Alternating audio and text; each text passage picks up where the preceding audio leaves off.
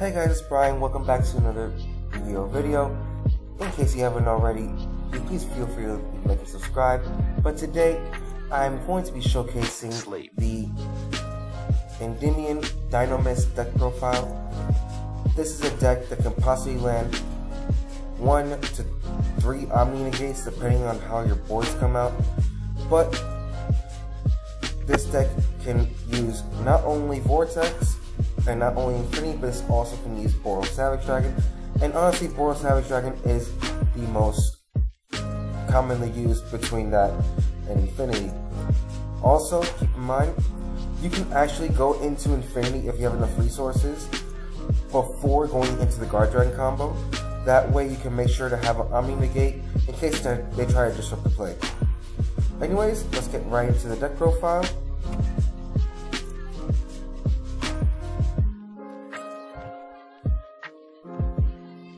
So, heading into the deck profile, we have 3 Chronograph Sorcerer, and you see we are going to be running the 1-time Gazer with it, but this is mainly uses a scale 8 and a way of extending your combos. You want the Strudo.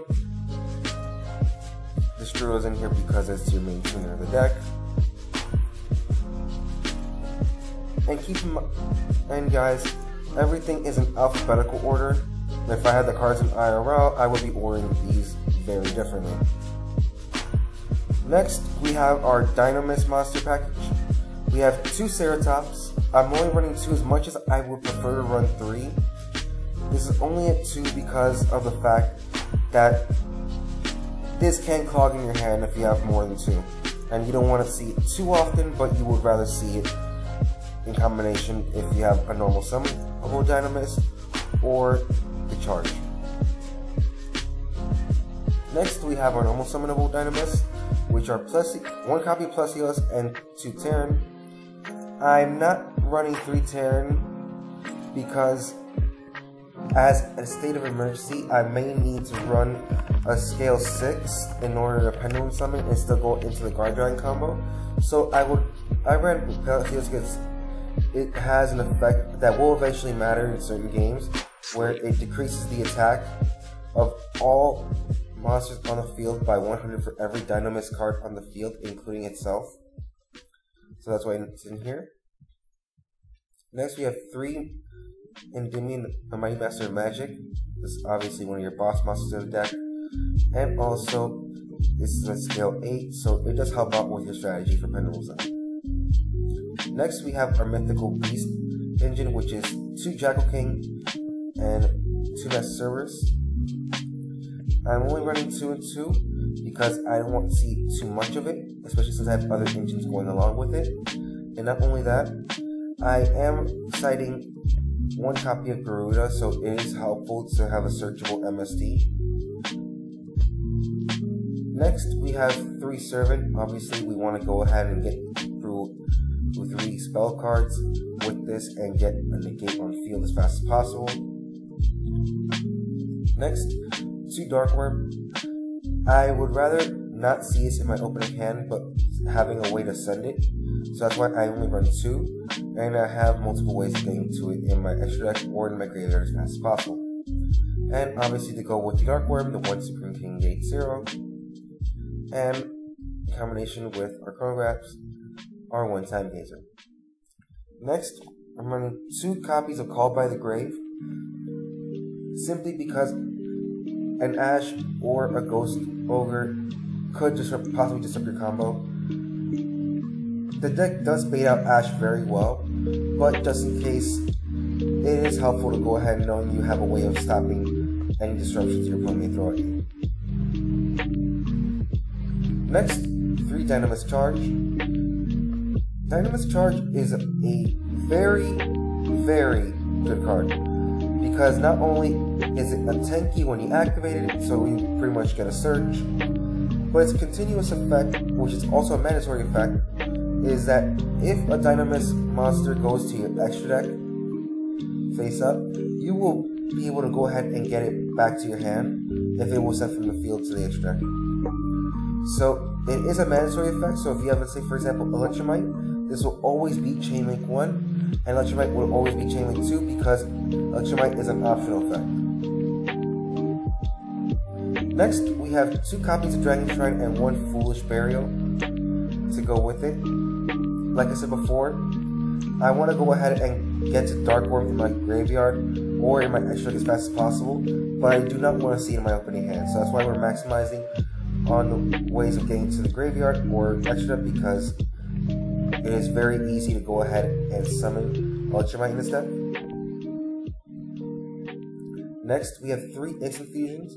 This is mainly as an extender, also an extra way of ensuring that you're going to go into your link plays and possibly into your synchro plays.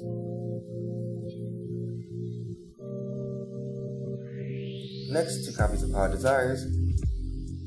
Simply eat an extender for whatever you're playing, and it's also good draw support. Next, 3 Spellbound Mastery, goes without saying, searchable scale, and plus spell counters on your field.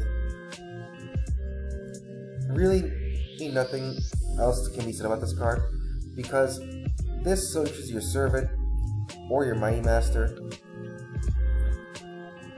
and not only will you get the search, but you can also go with spell counters if you happen to have a card that can take spell counters. And lastly, to round out our 40, 1 copy of Upstart Goblin. Let's say that's a fusion for a second. But yes, 1 copy of Upstart Goblin just to round out the 40. And for our extra deck, our fusions are obviously going to be the Vortex for the Guard Dragon combo, 1 Panther Dragon in case you want to go into your Infinity, 1 Rare Fish. Rare Fish is mainly in here as a way of going into not only a possible synchro play, but also this helps you go into Dweller in case you need to have Dweller on field. And to round up, our last instant fusion target will be Sea Monster of Theseus. Depending on what your state in the game is, you can use a Servant or a Time Gazer. There's to go ahead and synchro into your Boral Savage. Speaking of Boral Savage, here's the Boral Savage.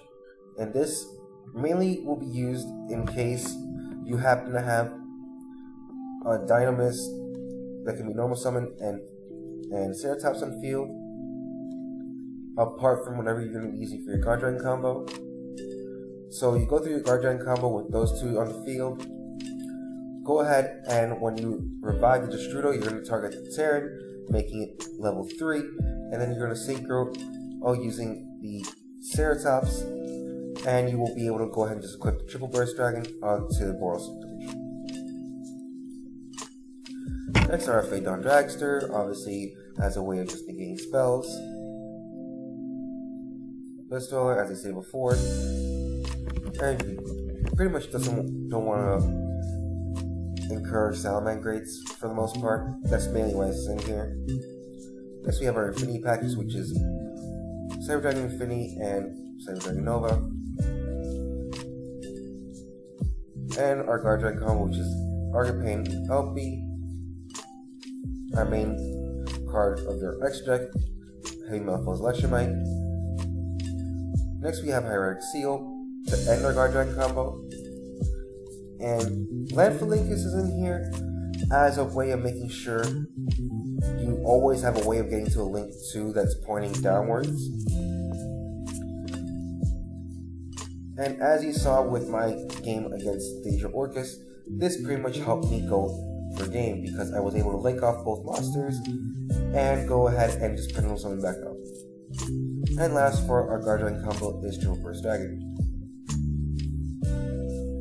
Anyways, this is my main deck and extra deck as far as how it works for me and how you can go into the combo and have multiple options as far as having multiple Omni negates or multiple negates. So the ceiling is very high for this deck. My side deck, this is simply what I run personally, but you can just change it to your preference. I have 3 Lancia for any deck that's running in Dangers and Orcus or Thunder Dragons. Denko, 2 Pancratops, 2 Lava Golem, 1 Garuda, 2 Mystical Space Typhoon, and 2 System Down. Anyways, that's the deck profile for now. I do want to thank you guys for watching. Again, feel free to leave a like and subscribe for more Yu-Gi-Oh! Content, and I hope to see you guys again next time. See ya!